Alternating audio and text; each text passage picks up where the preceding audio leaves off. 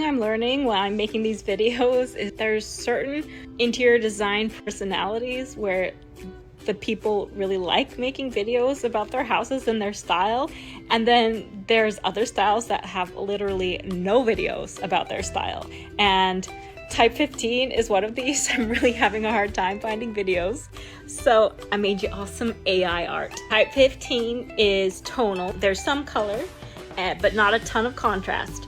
It's moderate, so there's not a ton of stuff in the space. I also like how the AI art just randomly threw a lampshade right there. This furniture is assertive furniture, which means it's got thinner lines and tends to lean to the traditionally masculine side of design. But I'm not saying it's masculine because I'm an assertive type. I love assertive things. And I can be very feminine. This one may lean a little bit on the bold side, but I think it's pretty tonal. Here's a good bathroom for type 15. This is mid-century modern style. That is what I typed into the AI generator to get these results. Let me know what type you'd like me to do next.